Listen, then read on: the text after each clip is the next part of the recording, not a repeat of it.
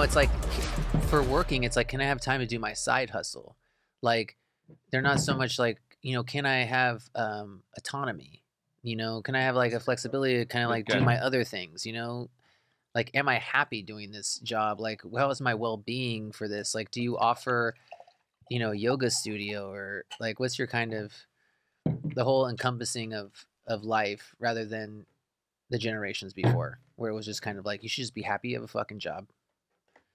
Yeah. Okay. All this making sense? Are you Yeah, just... it is. Okay. Yeah, I'm gonna. Okay. Are we rolling? I'm gonna go for the sprinkle. Do you want to get a donut? Oh. Yeah, let's go ahead and jump in. Though. I'm just gonna start off with the donuts. Like okay? my secret potion. All right. I'm going with the Simpsons pink sprinkle donut here. What do you want? I see you picked up buttercream because they're fucking amazing. Well, you fucking chose my favorite. You got dude, you knew that's jelly, my fucking favorite. Jelly, you got 3 jelly filled. Why are you trying to sell me on? Why didn't you get some jelly? You know I like. I already ate my fruit. You know how I feel about rainbow sprinkles, dude. You know it's my favorite. All right. Well, number one, I went with the pink sprinkly donut because I got some rosé in front of me right now, and I figure this is probably a pretty good pairing. I've actually never done donuts and wine, so I'm gonna try this, and we're gonna see how it is. And I think that the jelly filled with wine, I think that'll actually go well. Good, nice acidity on this rosé. Cut through all that you know, creamy, fatty, juicy jelly. Okay. All right, we're back with go with your palate. Why is that like?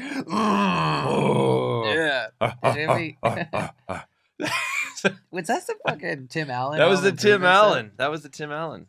I love that guy's story, dude. He was arrested on drug charges. You know that, right? He was arrested on drug charges, and then he becomes an actor. Like I think it was like in Wisconsin or some shit. No, he was arrested on drug charges first before he did dealing cocaine. Yeah, I heard about something actually. Like when you say cocaine in his name, I feel like there is a connection there, and that connection you're telling me was he was arrested for cocaine before he became Tim Allen, the movie star. Wow. Yeah, I mean that's a I think it's a great story. So it's like he fucked up, he did his time, he corrected it, and now he's like fucking. He's Santa Claus. He is like one of my favorite Christmas movie heroes. Tim Allen? Dude, the Santa Claus. Claus. Yeah. Santa Claus. Yeah, I've watched it. They made like fucking 5 of them. Yeah, the first one is irreplaceable. All right, so back here, go with your palate. Yep. You got Joe Wagner here, Chris Rubio there. Wait, fuck you, dude. What the... What kind dude, I even wore this fucking denim with the fur collar You're thing. copying my style. Dude, you got me this. You bought me this for like a present. I'm glad you can finally see this. Yeah, I did get it to you, and you wear it, right? I do. You get compliments on it, don't you? I don't. I look like I'm like, you know, in a gay biker gang, which I'm totally fine with. You look great. That's why I think you look sexy, and I think you need that. I think you need that change. It's so different than your fucking plaid and vest. How many plaids and vest shirts do you have? I imagine your closet is just that. So okay, so I got to tell you this. I'm gonna tell you this. You already know most of the story. So I go down to San Francisco. Like this is, I don't know, like 2 years ago. Actually, I was coming back from the Central Coast. Stop into San Francisco because they have like the best sex store I have ever seen. It's called Mr. S. Yeah. And it's in like the, you know, Folsom area, like the more like the heart of the gay community in San Francisco. Yeah. And this place is like straight up just, I mean, yeah, they got all of the crazy bondage, like leather stuff, whatever else. It's called Mr. S Leather. That's what they specialize in. But they got gay dudes know how to make and vet through sex toys. So like, you know, you're going to get like the best of the best there. So I go in there. I'm just wearing my work clothes. I got like my, you know, wax canvas jacket. Like I just came out of the vineyards on the Central Coast, like Monterey County. And I go in there and like buy a couple things. And, you know, the guy at the checkout's like, oh, it looks like somebody's going to have some fun. And I was like, oh yeah, it should be fun. And he goes, hey, would you ever consider modeling for us? And like when you go in there, there's like pictures of like these like ripped dudes, like, I mean, bears in like, you know, full on leather gear. Like, you got to have a whole level of comfort with yourself if you're a straight guy. Yeah, you've been in there. As a straight guy, you got to have a whole level of comfort in yourself to go into this place, right? Because if you get like queasy about like seeing some dude get fisted, you're not going to do well. So, I did have field dressed animals. I'm good with it. Whatever. It doesn't bug me. That's your thing. Cool. All good. So he's like, would you ever consider modeling? Oh. Dude, okay. First of all, Art, do not pull up Mr. S. Dude. Art just pulled up the fucking Hungry Bear, dude. So is that something that you got there? So okay, so he's like, so would you ever consider modeling for us? Yeah. And I was like, just being like nice. I'm like, oh, it's like my job. I really, couldn't. I didn't want to just be like, I'm not into this stuff. So you turned it down? I was like, my job, like I really couldn't. And he's like, you just have the perfect look for what we're looking for. And I'm like looking at myself. I'm like, dude, am I walking around like looking like a bear? Like, and I've just had to embody it. Like, I'm not changing my style, and I take it as a compliment. Wait, take it as a compliment. Just to confirm, you did. So you did not model. I did not model for them. No. Yep. Nope. Missed the boat there, buddy. No, I know. Okay, yeah, but you go ahead and talk. I'm gonna try some. Well, you told me. You actually had me go in there with your wife for the first time when I went there. I didn't really know what I was expecting. It was they had a variety of different things, and I like that. You can always learn and expand your knowledge. I was actually, it was crazy to see that they had a huge section of body bags. Yeah, that's a thing. I was like, it kind of like blew my mind. I was like, I mean, it was like a big section. It wasn't just like, hey, if you're kind of in, so it just kind of, I guess, told me that they're just flying off the shelves, like different types of, like different materials. Yeah. Like, yeah, it was like, there was like leather, canvas, latex, like whatever. Yeah. It's eye opening because like you hear about the weird fetishes, right? Like, maybe not even weird fetishes. Like somebody's got a foot fetish. That seems like pretty vanilla nowadays once you like learn about the other stuff. Oh my God. But then like you see the other shit that's out there and you're like, wow, like this goes like extreme. Like you like hanging people from like meat hooks. Oh, okay. Dude, I'm eating a jelly donut, bro. I'm not the one. Yeah, actually, that kind of looks like, I'm kind of the back of somebody who got meat hooked. All right. Can we go back to happier things? Like back to the feet. Because like, I'm glad that you brought that up because you're right. So OnlyFans, right? You talked about you're going to start an OnlyFans eventually. You keep talking about it. I remember like you brought that up. You're like, hey, I think this is like a good business venture, to go on to OnlyFans. It's another channel of things to do. But I heard that there's a lot of money being made with feet. Especially like I what I hear a lot from is like in women's category of feet. Yeah. I'm guessing that all kinds of feet are doing it, but I was kind of hoping to hear more about like what about male feet, because I'm thinking about like a side hustle. Like, could we do this? Like you and I have like a feet page? You said it. I think, and if whatever, I'm gonna, we'll just edit this. Like, you asked me, it's not like, do I want to with you, Joe? I mean, like you say, feet, idea. But like, dude, there's sub-genres of feet. You can have like painted nails. You can have dirty feet. Like, there are people that are like into all different levels, like a very specific genre of something already very specific. How do you know? Dude, I talk to these guys. You talk to the people? You're like, these are my people, man. I talk to these people. Dude, of course I get curious. You do fucking, yeah. Dude, I'm looking on the shelf and there's this fucking like electrocution set. I'm like, I'm like, hey, tell me about that. Like, what do they do? They're like, well, you can put it in your penis hole and like, wow, really? And they call it like probing or something. Like, dude, you want people like opt in for like electrical shock inside of their penis? Like, this sounds like something that goes down like a wine dinner. Would you do like a wine dinner with your foot enthusiasts and have them sit around? Anyways, this could like fit in really well. You got to drop your ego, drop your comfort, and be like, all right, hell yeah, and just be like, I want to learn. Like, tell me what it like, because dude, when you walk into something, you have no idea what you're looking at, and you start to hear, and you're just like, holy shit, like. I don't know. Maybe someday I'll be into it, but I'm not there yet. Yeah, that's why I like that you're free like that. Yeah. I'm looking at you.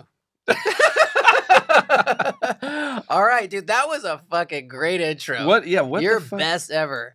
And now we're gonna talk about now wine. that everyone has stopped watching, just so you know, it's Joe Wagner, Chris Rubio, aka Fat Mario. This is Go With Your Palate. I bet you didn't fucking know this is a wine podcast and fucking entrepreneurship. Yeah, but you didn't get if you didn't get that last part, it's whatever the fuck else. And that's what and that was a little. That was a little touch of a whatever the fuck else. Yeah, in a big I'm way. glad we went there. Anyways, we'll go there again. You know, too. I'm gonna drop a plug for them with that. I mean, do go to Mr. S. Drop the plug, no, for sure. It's all love there too. I got it is. Too. No, they fucking accept you no matter what you are. Like they're chill with everything, but you got to go in there understanding that you got to have an open mind. And like, if you are like dead set on something that like doesn't fit your whatever religious beliefs or whatever bullshit you're guided by, then don't go in. But like, and speaking of fit, dude, they make sure they get the right fit. Like you can try on cock rings there. You just got to make sure they got like a bucket of like the used ones that have been tried on. When you went in with my wife, can you tell me a little more about this trying on cock rings? Dude, you sent me in there, bro. Dude, she needed protection. You did this thing like, oh, I'm gonna play this joke on you. You're gonna go with my wife. You're gonna be like all surprised. You thought that would get me, bro? I was in there shopping. All right, like I like this came out. I was like, wow, this is great. Come on, we're homies. That's it. You know that's it. But, you know we're close. We're homies. But go in there and like just try some new stuff. You never know what's gonna open your mind. No, it's cool. Yeah, no, for sure. Wow, that's I like that. That looks like a singlet. That's like what we used to wear in wrestling. Dude, that you did wear that. Yeah, it was red. Yeah, and it had the It was like this, or with the Saints. Yeah. Yeah, you did wrestle. Okay. Yeah. We won't, okay. Maybe I'll do that. Like one night, I'll just like do a role play thing and be like, show up. Or Rachel goes out of the bedroom and be like, in my singlet, my headgear. With your fucking headgear? And be like, hey, you want to wrestle? Be like, match starts in 3, 2, 1, and just fucking. Oh my gosh. You know what? But you know what would be kind of hilarious if you did it, and then like, but you were like, really like trying to have like a wrestle match. Like she thought like it was kind of gonna like be, oh, she's like, that's so cute. You like take her down. You're all 1.1, 3 points.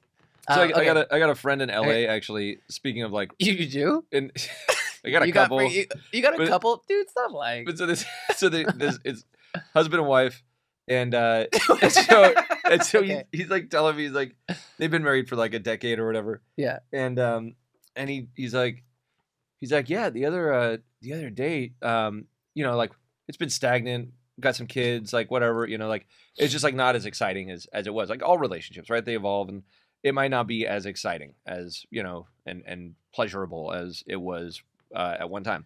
And so he's like, so she always reads books to our children with a French accent.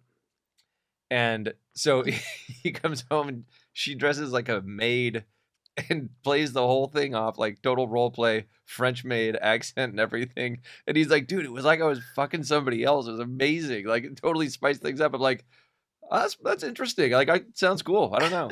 Anyways, just as a side note, maybe I will go buy a singlet and fucking do a wrestling thing. I don't know.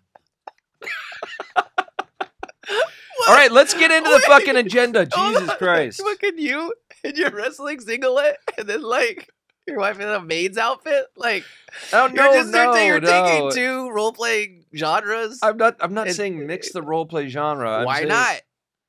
Go with your palate. This is a wine podcast. I think. So I don't know anymore. I fucking don't know. So a French maid walks into a wrestling tournament. Yeah. That sounds believable. That sounds like a horrible porn. And she's just like, I'm looking to clean house. And he's like, make sure all that impetigo is off of the mat. Just watch out for the double leg.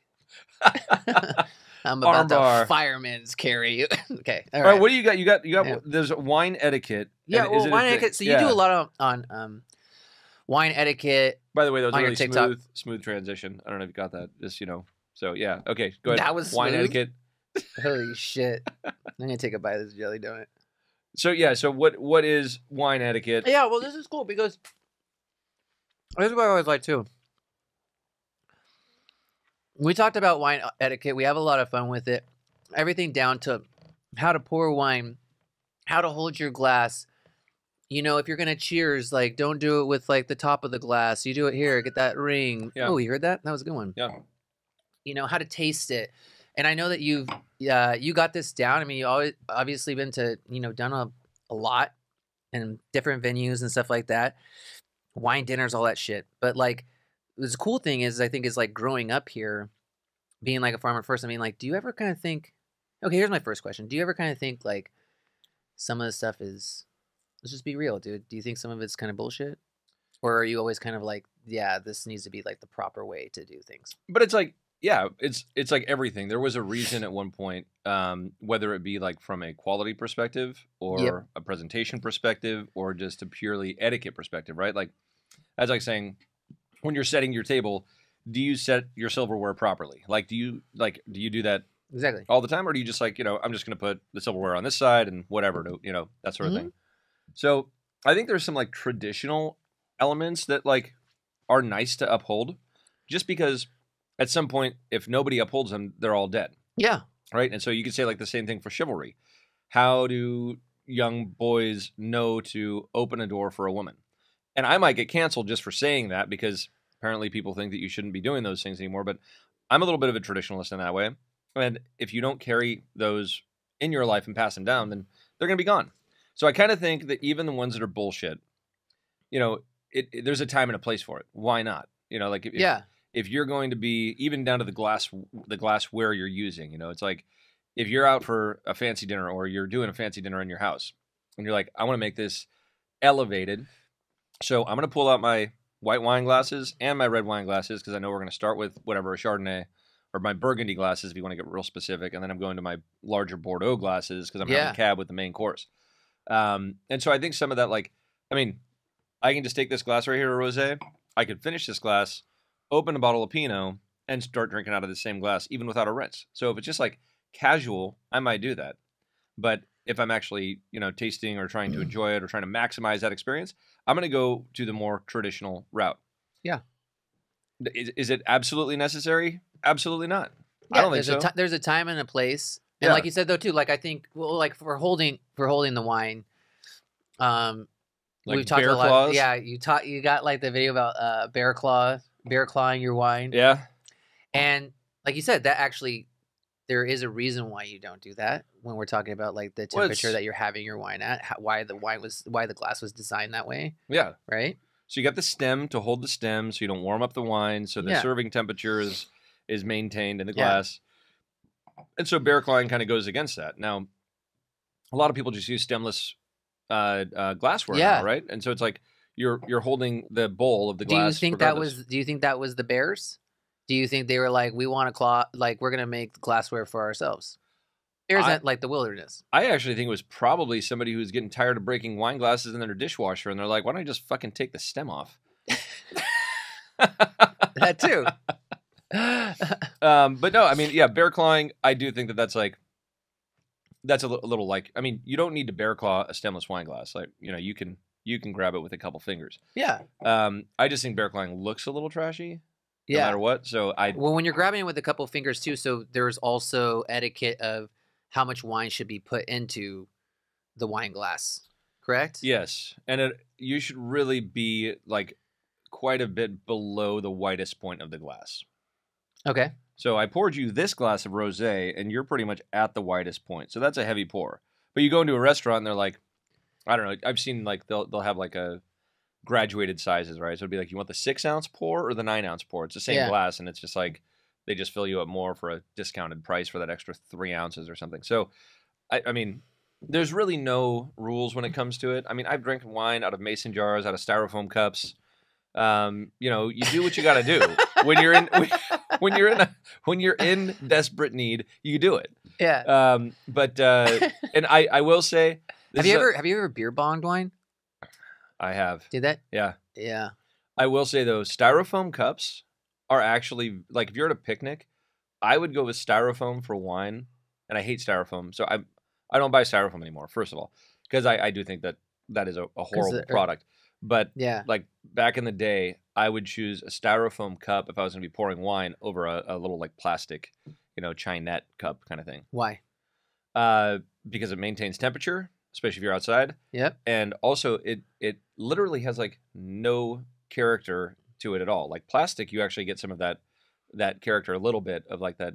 I don't want to call it like petroleum, but like that plasticky character. Styrofoam doesn't contribute that. Yeah. I don't even know if they sell styrofoam cups anymore. But it's also kind of like the straw thing. Like that drives me crazy. The straw thing's paper hard. straw thing. You know, I gotta say, I got the plant-based straws. Those work okay for a little bit. Okay, yes, but there was that time where like you'd get the straw that was just disintegrating. Yeah, and whatever you got. Yeah. So then you ended up getting 3 of those. Yeah. And then you're just like packing the straws, and then you started like people would come up to you and be like, we do have plastic straws in the back, or you had to have the password. Like, we brought them in from Nevada. We smuggled them. You feel like a real criminal when you're just carrying like 20 plastic straws on you. But yeah, the paper straws, I can't stand those. Yeah. All right, so are we gonna talk about wine etiquette? Yeah. I can first. I gotta say here that this pink sprinkled donut does go good with the rosé. Almost a little too sweet, but it's good. Okay, so wine etiquette. Yeah. I mean, starting with how you open a bottle. I got one right here. Okay. So you're all set. You're ready for this? So this is one of the more complicated ways of opening. We got a bottle of Bell Gloss here. It's got a wax dip, but we got a pull tab on it. But it does add an extra layer. Typically, you just take the knife and cut underneath that drip ring, and then get the cork in. Right now, we got a pull tab, so we pull the pull tab. I'm gonna do a little ASMR here. Oh. I don't know if you all hear that. That was the wax breaking. Okay, so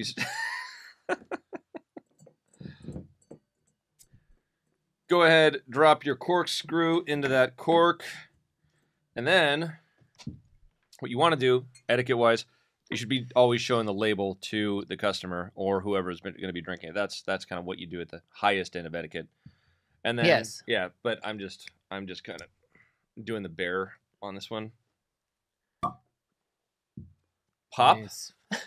Dude, we are. All right. And that was like great ASMR. And then what you're supposed to do is you hand the cork to whoever's going to be enjoying it, because you can smell the end of a cork, the side with the wine on it, who's touching the wine.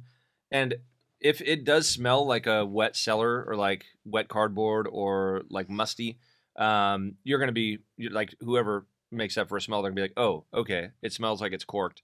So the wine possibly will be corked. It's not always like a total telltale sign, but it quite often is the case. So that's why they give you the cork, and also look at it to see how it's held up, especially in an aged wine, because that you'll get like seepage, and if the wine was ever exposed to too much heat, you'll see like lines of wine all the way to the very end of it, which means that the wine was not cared for properly. So inspecting the cork, smelling the cork, tells you a little bit about how the wine was handled and if there's going to be a problem. And I also want to say, and also if you were serving this wine, if we were at like a restaurant as a server, after you've opened the wine, you also want to make sure that you do present the cork. Yes. Yeah. The bottle. Yeah. For all those things that you're discussing, to allow the person that is enjoying that wine to examine. Yep. Great. Then when you pour, you're supposed to keep the label facing whoever you're pouring for, right? And you should hold it by the base. It's typically what you do. And just do a light pour and never touch the top of the glass. A lot of people, especially like post-COVID, during COVID, people got like very, I think I over-poured that a little bit. Yeah. But people got very like subjective. If I so say I'm going around a table or something and I'm pouring wine and I'm touching over and over again the rim of the glass, it's like, well, the germs from all those glasses are possibly on the neck of the bottle. Now it's getting into my glass. Huh. Like people have, I've seen that at especially like wine pourings. Yeah. Where people are like, don't touch the glass. Like when they're going around and tasting like 500 wines, that sort of thing. So yeah, you fill it up, just below the widest part of the glass. That's what I typically do, or even less than that. So you have a good amount of room so you can swirl, and then you swirl, sniff. If it doesn't have any flaws, I don't even taste my wines. I just smell them if I order something, and then you can smell flaws just as easily as you can taste. If you want to taste it, you can taste it. Is that the amount that you would like poured for just the tasting before you've enjoyed the bottle? Oh no, yeah, sorry, I skipped that part. You just want to do like a little like ounce, half ounce. Yeah. Then get a smell and a taste, and then you give them the thumbs up or whatever you say. Like That's part of the etiquette. Don't fucking. You just give them a thumbs up. I usually do just skip like, yep, good. Good, yeah. It's like, what am Well, I yeah, supposed? because you're Should in I be like, conversation or. well, thank you, good sir. I very much I didn't know. appreciate Is you there a giving me the curtsy? taste, and I will tell you that About- this is a fantastic bottle of wine, and you can go ahead and pour it for the entire table. I Thank you. fucking love these accents that you're fucking pulling out. I also want to say too about the touching the glass. It was interesting that you noted about the germs thing. Yeah, I think also as a server, you know, you want to avoid touching the glass, but you're thinking if I touch the glass, then I won't like drip or anything like that. So Yes. it's just something else to note is that that little twist at the end twist when at the you're end. pouring is good etiquette of like controlling the drippage. So then you're not dripping around, you can move faster. and you'll also notice that most like when a somm is serving wine, they'll do that the proper pour, right, and then Yep. they'll do the twist, and then they'll have like a Yep. cloth, and they'll pick up Yes. the last drip and then move to the next Yes. next glass. So, and that's like that is the true proper way to do it. Yes. And then you want to display the wine in an area, you know, they'll usually Yeah. ask is on ice, whatever. Yeah. Do you want it on the table? And, you know, you just make those choices as you go, depending on what you think is going to be best for the wine. And if you miss giving that thumbs up, like you just need to get out because you just fucked up the whole That process. was the most right away. important part. I know, And I it's like got, that. but it's got That's to all you be, need. You're like, but it's good. got to be the thumbs up with the nod. You know, it's not just like this. Oh, okay, good. It's got to I'm be glad like, you brought in the nod. I was like, oh, Yeah. yeah, you got Actually, Maybe a wait, wink, are yeah. you winking right now or having a stroke? I'm fucking confused. all right, and then back to the etiquette of the glass, right? You use the stem. Yep. No temperature transfer into the wine, and swirl, sniff, taste. Yeah. We already Repeat. did the cheers thing too. Oh yeah, the cheers. right? Yeah, so Yeah. body of the glass, not the tip of the glass, for the same dumb reasons. Now, Because what the top, you know the history of cheersing, right? yeah. Okay, go for it. What is it? No, I was gonna. You tell me the history of cheers. So it I was- mean, I know that like if when you cheers, you're supposed to look at each other in the eyes. You could have 7 years of bad sexy time. That's bad sexy time. Yeah. so it's debatable what the Wait, his- why are you making fun of me the because I said that? The history of cheersing, I think actually it goes more to Okay. beer, right? But it was back in whatever the ancient times Oh, when people could be poisoned, right? So that was a very common way to kill people. yeah. you didn't People like. were getting poisoned a lot. Yeah. I mean, you could, yeah. And so this is the story that I've heard and that I believe because Okay. I know it's debatable. I know there's other ideas out there. Don't as worry, to we why got cheersing- art there with Google. Yeah. But I want you to tell it first, so then we can. All right, so it was that you all cheers as a group to a point that's so aggressive that you have spillover into everybody else's glass. Huh. So that if there was poison in somebody's glass, you're all being poisoned. And so it was more Huh. like we're in a safe space, we're all cheersing, and if you didn't cheers, you're probably the person trying to kill people.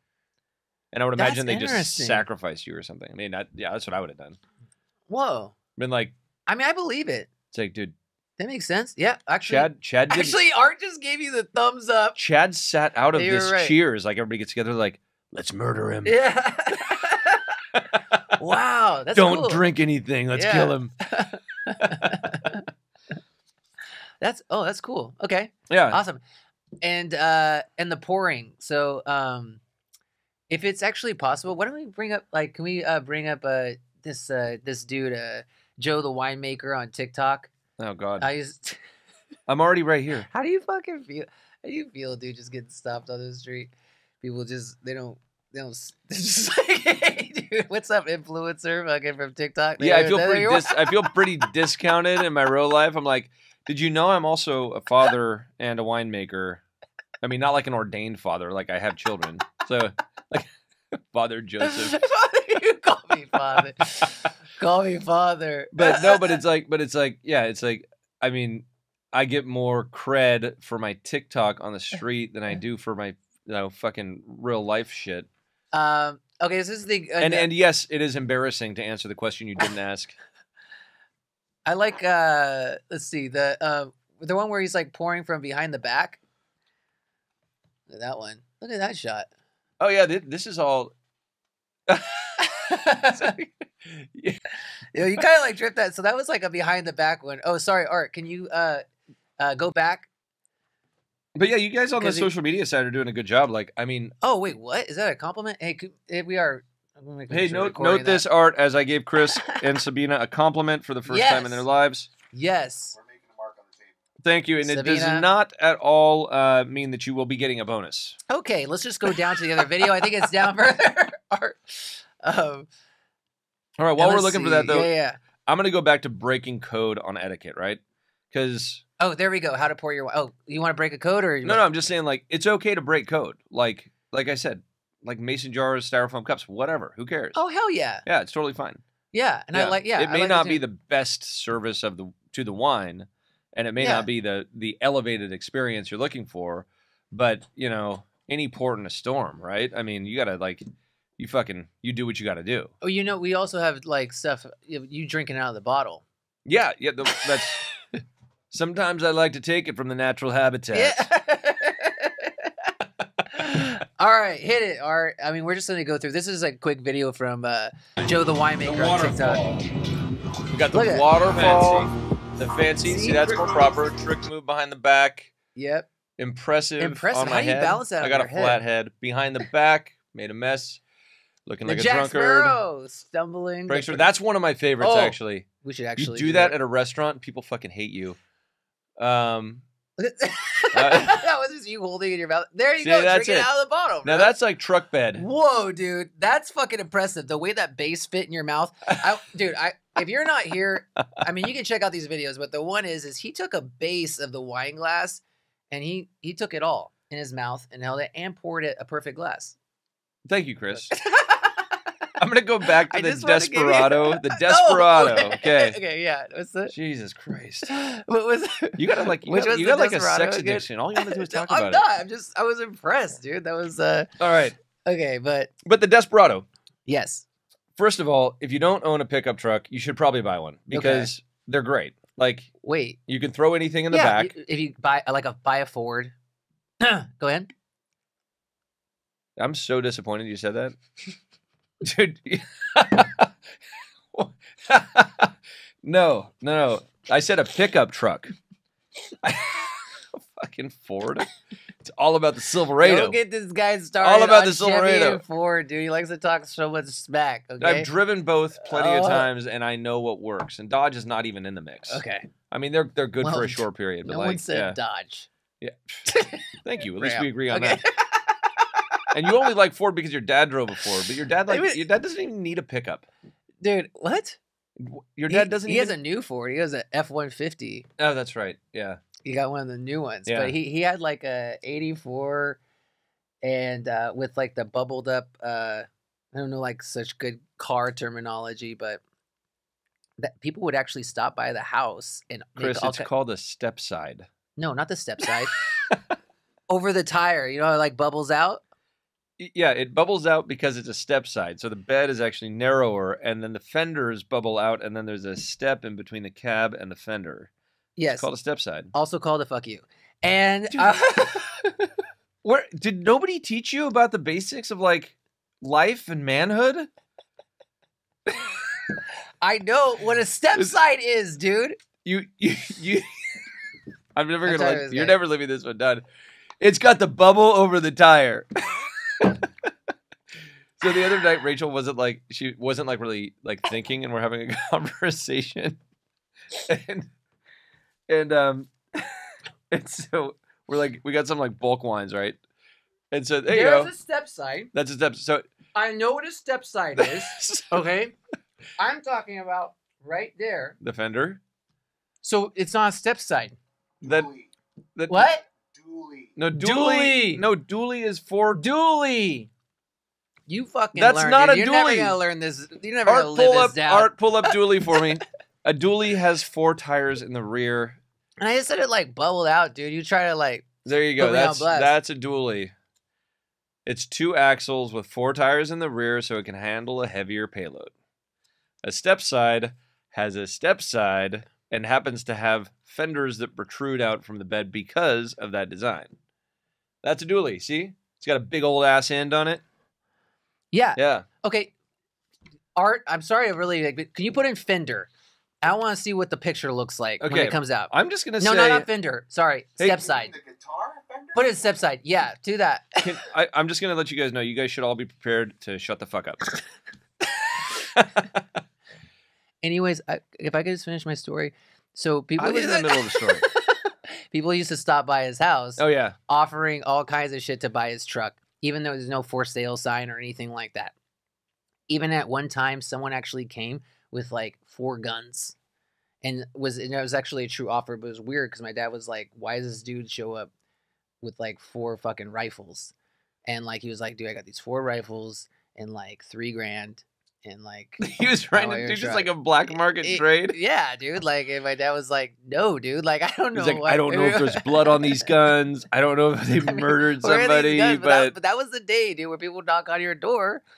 You know, it wasn't like that was like before the Amazon days, man. You know, like, it's actually just knocking on doors is interesting, right? Like that. Oh, yeah. I think like our generation is like the last to actually do that. Like the younger generation doesn't knock on doors. My mom still has food platters like ready to go, dude, like just in case like it ever comes back again. You know what I mean? We're like, you know, people come over, you'd like have the food that you'd bring out.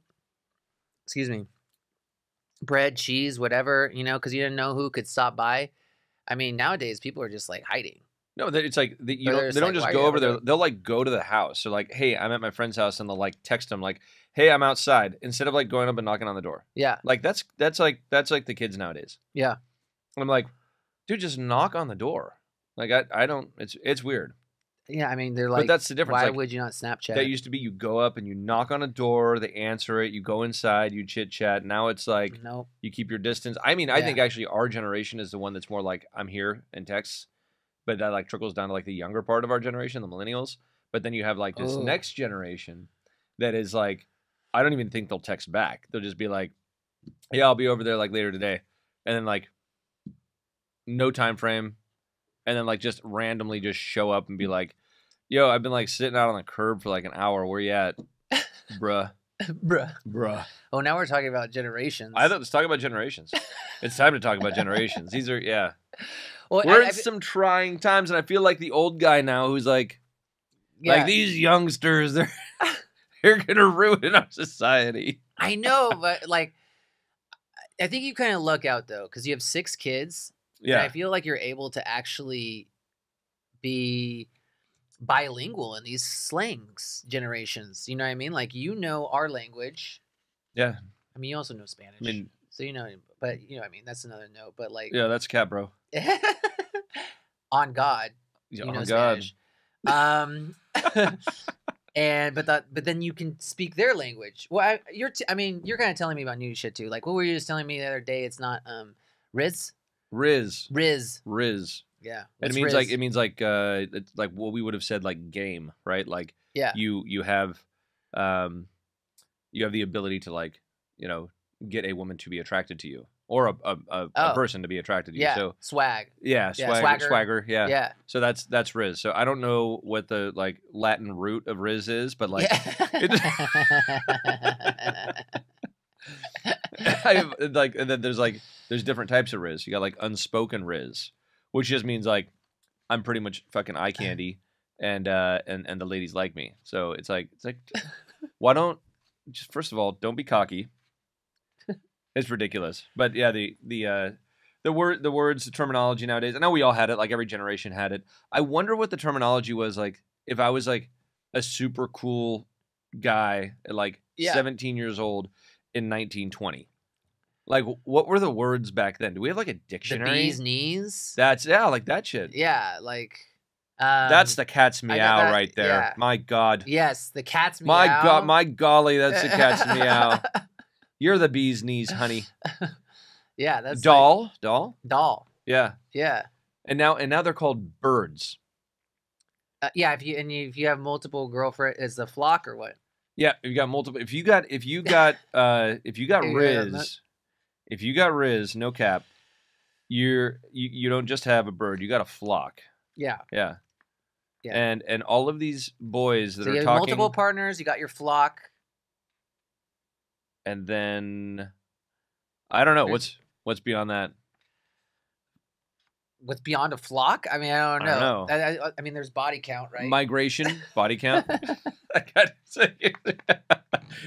a fucking migration of birds. Which is so weird. Yeah, migration, dude. See if you like there. I have so much Riz. There is a migration coming to me. If you tried to, have you ever tried to do that? Like on God. With your are your kids down with it, or are they just like Like, or because every once in a while they'll talk to me like that, and I'm like, first of all, I get what you're saying, but talk like a fucking like adult. You sound just like nobody understands you except another 16-year-old. Anyways, yeah. So what's beyond a flock or a migration? I guess nothing. But yeah, they're called birds now. Yeah.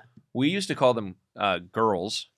You and me, yeah. Yeah, but I think that I don't know if like this all came from like Andrew Tate. Like there is some real cockiness going on in like the youth of males right now. Like we're like, where are you getting this to? Like, where are you getting the entitlement from? And like the lack of respect for women. Yeah. And you see that like with their like, their friend groups, and then how they like treat girls or how they talk about them. And like most of it I think is just like talking to talk themselves up and other people up and be like, oh yeah, like, dude, I'll let my flock know that there's a party going on Saturday, bruh. And it's like just some kid showboating that he's gonna text a whole bunch of girls that are probably not gonna come. Yeah, I mean, I was brought up with like that, and I think you were too, with like the whole idea of chivalry, and it's kind of surprising opening doors, for the ladies walking on the side of the street that's closest to the cars. Yeah, we're walking out, something like that, pulling out a chair when you're on a date. Yep, let them sit down. You let them sit down. Well, I'm saying like pull out the chair and like let them sit down first before you push it in. Well, so but to think about this, it's like, yeah, that was something. That still is something. But like now you've got these boys thinking that like there's no reason to do that. They've got like this entitlement complex that women owe them something and they don't owe them anything. But then you also have women on the other side being like, don't fucking do that for me. Like I am my own woman. I can do this myself. So it's just getting further separated. Like and chivalry is like this like dying sliver in the middle, and you have like these just two contending viewpoints that are getting farther and farther away. And I mean, eventually, I guess we'll call it population control, because nobody's gonna be having kids. All the dudes are gonna be sitting there with their dick in their hand, and all the girls are gonna be fucking other girls. And I'm all for it, because we do have a population problem. Now you're sounding like Bill Burr with your population problem. We do have a fucking population problem. I mean, is it sustainable? I don't know. I think he's got some great ideas. Yeah. Dude, all right, so are we jumping back into generational stuff? Yeah, so like in the work, because we got here, but in like the workforce, I think that I was just reading stuff with like the different generations of like, you had like the greatest generation of like they were kind of like in there with the Great Depression and stuff, and people were working to survive. Yeah. And then they were kind of like you're moving into the other generations that came from these families, say like the baby boomers, and then it was kind of like this hard work ethic, like the job really meant everything. So you wanted to do your best, you wanted to work your job, and it was all about building all this like a safety net for your family to come and stuff like that, like all the money that's going to lead to a better life for you, because you never know what's going to happen. Yeah. And that's what you kind of brought into, all of a sudden it could all be gone. So like saving and being mindful and stuff like that. And now it's gotten to a place, right, where there's generation, I think if they're saying a younger generation or like a generation Z, that's more of a quality of life aspect, Well, it's also, I think, a sense of an entitlement to that quality of life. Yeah. Where, like, one of my kids has a job as a barista, right? Yeah. And she thinks, like, that she's got, like, a job that's going to, sustain her for the rest of her life. It's like she's got so much pride. And I'm glad she's got pride in it. It's a good job. It's a young lady. But overall, it's like, no, that's like your starter course. Like, you got to be dedicated. You've got to have good work ethic, and she does. She shows up on time. She's there all the time, like whenever she's supposed to be. And she's got a positive attitude. She's learning to work with, people and difficult customers. I think that's a big thing, learning to work with difficult people. But overall, it's like you see that like that's a big job for her, and she works like 2 days a week. And I'm like, okay, we'll talk about this when you're 18. Let's get you through school. But I see that with like, there's a lot of kids. I mean, our community is a different community by and large, but like there seemed to be a lack of aspirations and a sense of entitlement, right? So like, and I'm talking like the whole community, and even what I'm seeing like outside of the community, but that kids think like that things are going to come easy, and they don't have like, I mean, I remember, it used to be like your parents would tell you, you could be the president of the United States, like the highest, power, Yeah, you the could be highest anything, role yeah. in the United States. You could be anything you want. All you got to do is work at it. And that was a truth, right? I mean, but I don't see that like with this next generation that much. That's what's concerning me. Like they're all going to get in the real world and be like imagine manual labor. Like, oh, you're going to be like a carpenter or a plumber or something like that. Like, that's okay. Now you got to go to trade school, and and they're like, what? I just finished high school. Why do I have to go to trade school? I think military should be mandatory, personally. I mean, yeah. I know that's like I think it's great that we have this volunteer-based military, but I think that like even just for like 2 years, like you go in, you learn so much in such a pivotal point in your life from organization, what the expectations of just people, and then holding yourself accountable, like shit like that. It's like, I think that's a huge, that'd be a huge benefit. Yeah. I mean, I was like thinking at the time, as I've said before, is my dad was drafted at 18. Yeah. In Vietnam, and he did 2 tours there. And that was at a time you're talking about, that wasn't a voluntary time. Yep. But decided to go, and that's something that I think he comes back, and it's always kind of brought me up of being proud to serve for his country, and it's always been a great thing for him. And I'm very proud of that, and I think that he probably learned. I mean, I could tell from that. Like, I mean, I can't imagine what it was like to jump into something like Vietnam, but to come out of that and even know that he still kind of comes out of it thinking it was a good experience for him. Yeah, well, I mean, and imagine how much he grew up, probably like in the first 6 months alone. Like that's like trial by fire, and you sink or swim. And I think he did. He grew up a shit ton, I'm sure, and learned a lot. And I'm sure he's got regrets and difficult things. But man, that's something that like I do think this next generation is missing.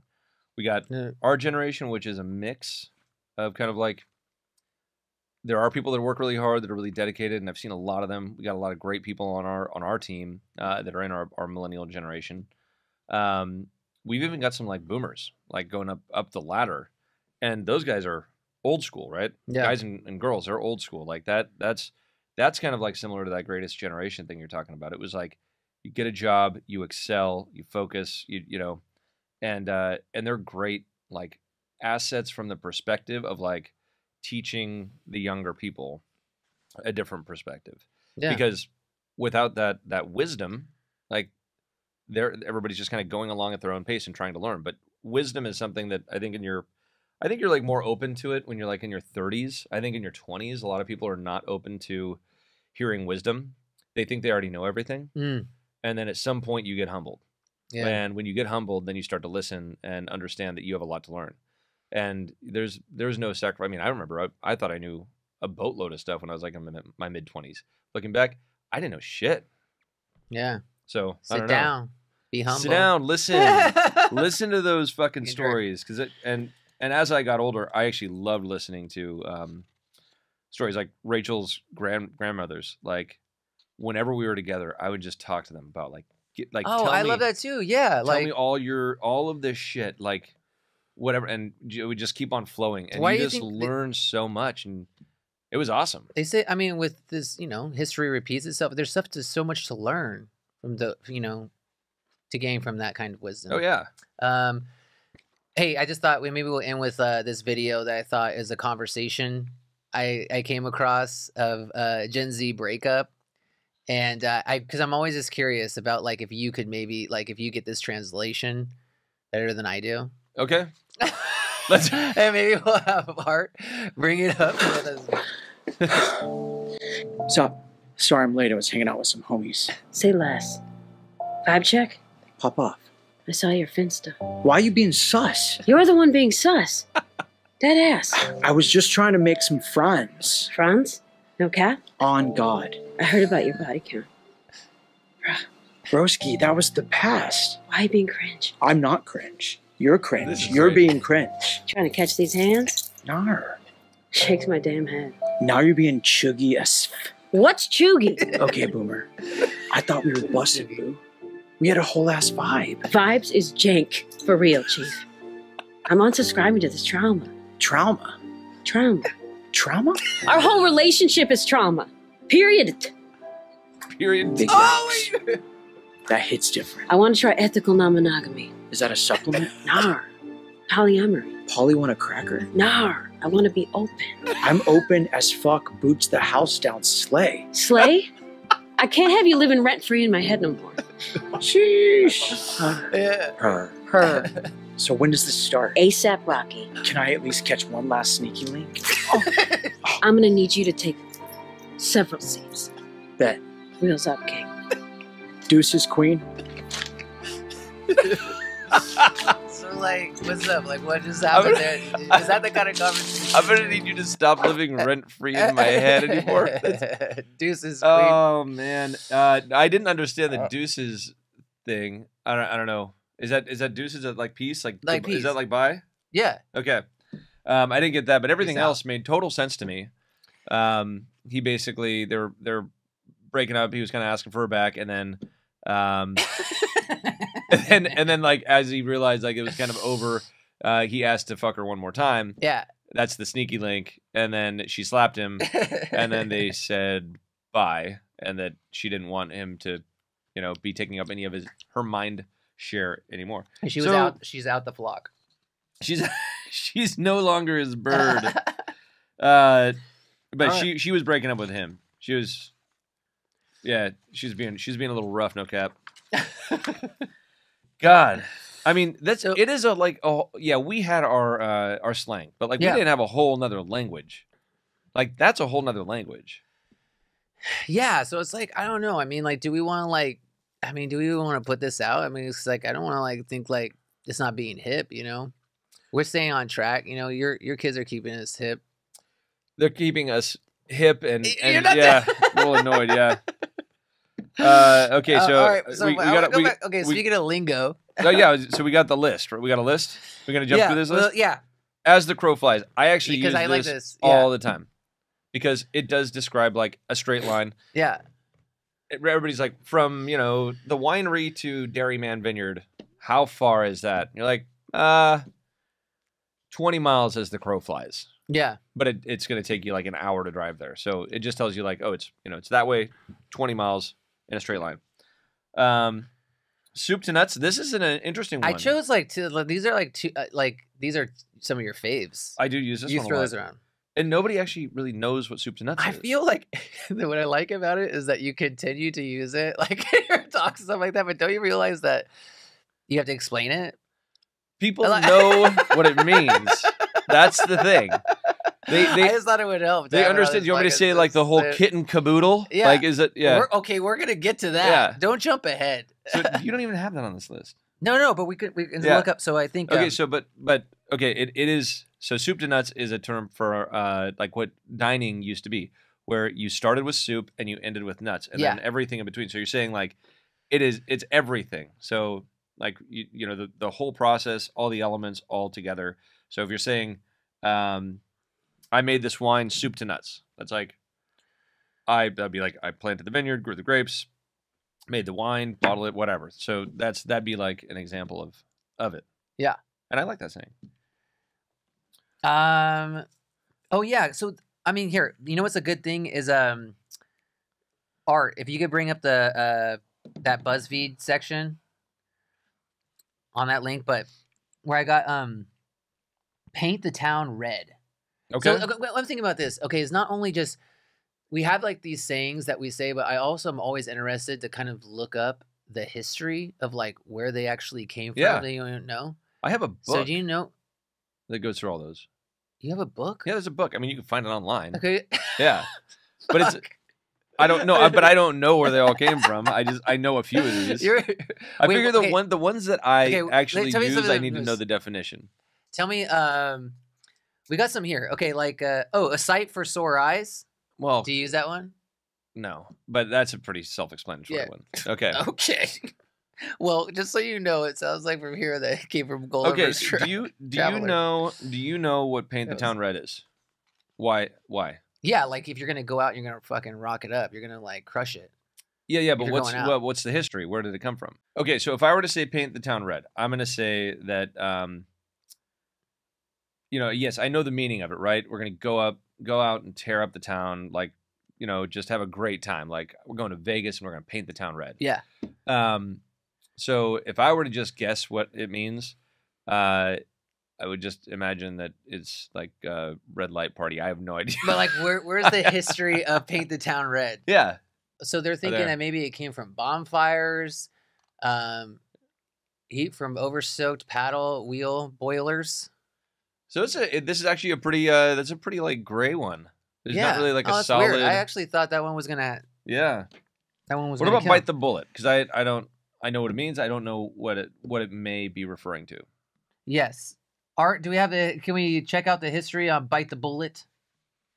So bite the bullet. I mean, that means that you're gonna face whatever outcome it is. Yeah. But It's time to bite the bullet. You're just gonna own up to it. Yeah. But what do you think it like? How did that come about? Like the biting a bullet? Is that like that it's going to explode in your mouth? Okay, if I had to guess, I would think this is gonna be history of like what you had to do back in the day of like to test. Maybe bullets weren't. You couldn't depend on bullets back then. You had to actually bite them. Well, it'd be interesting to know. Did this come like back to know that in, they're like, good? That when you actually you're like, this is a good bullet. When you actually had like muzzle loaders to accept or confront a difficult situation. Let's try to find the history on this. Can we go down? Origin. Dating from the 1700s, bite the bullet is said to be of military origin. Yeah. Before anesthesia was invented, army doctors performing surgery, setting bones, or cleaning wounds would have their patient bite on a lead bullet. So yeah, muzzle loader times. I told you. Yeah, and so you're actually biting a bullet because you got to face that you're going to go through some serious pain and just like gritting your teeth. That's what it was. Okay, so it wasn't like anything about the bullet itself. It was just that's what they had to, if they had to like take care of a wound or something like that. If you're going to be in pain, I mean, usually it was like a stick or something. I mean, lead bullets are pretty soft, so you don't like break your teeth and shit, right? I guess that's it. Yeah. Okay, we're still caught going. Red-handed. That is. Yeah, I mean, obviously you got caught, but I think that is pretty self-explanatory. That one's on the link. Paint. You have paint on your hands after you painted something. But why do you think it's caught red-handed? Like, where do you got paint on your hands? Like, why isn't it caught blue-handed? Yeah. Why red? I don't know. We're gonna find out, I think. Maybe red paint. I'm trying to think of those like a saying origins date back to the 15th century of Scotland. Oh, blood on your hands after they committed okay, so it's all right. I thought it was paint. Caught red-handed is referring to being found with blood on your hands after they have committed a crime. Pretty simple. Pretty simple, okay. All right. Because I was like, I mean, there wasn't like DNA, Crocodile tears, because crocodiles don't cry. And so when like one of the kids is like, fake tears, like, don't give me that bullshit. You're not actually crying. Oh, I'm so sorry. Susie can't come over to play. Do you use crocodile tears like in your Lego? No. Do you like? Is that like a phrase that you'll use? I have in the past. Okay. Now I just say, stop the drama. Oh yeah, I forgot. Like you're like. Yeah, you're like no cap. Like I'm. Giving me the third degree. That's on there too. Wait, go up. Because I thought I use that too. I don't know. Don't give me the third degree, but that was. So what is it? Oh wait, sorry. Go down. What do you think? I have no idea. I think it comes from. I think it has to do with. I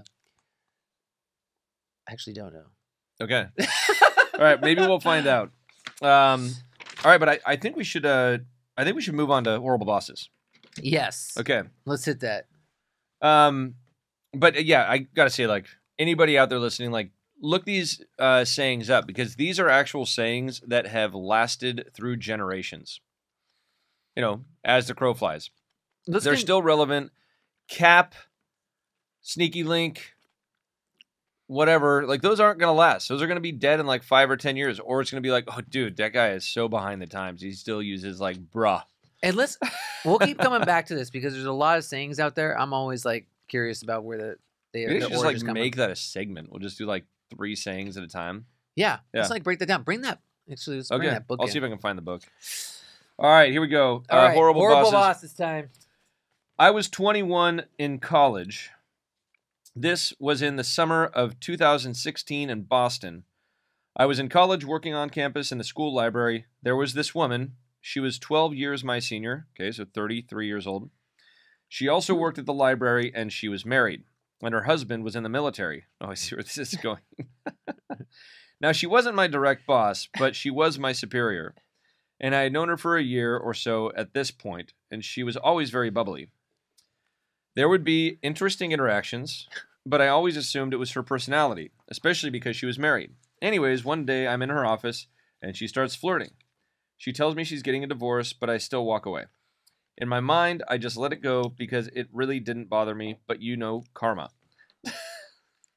Fast forward a few days, and I'm walking in the campus quad with food from the local wings shop. I bump into her, and she tells me that she loves wings and tells me I need to invite her next time. This one, she's forward. Yeah. She gives me her number. For some reason, known only to God, I send her a message a few days later. You were desperate.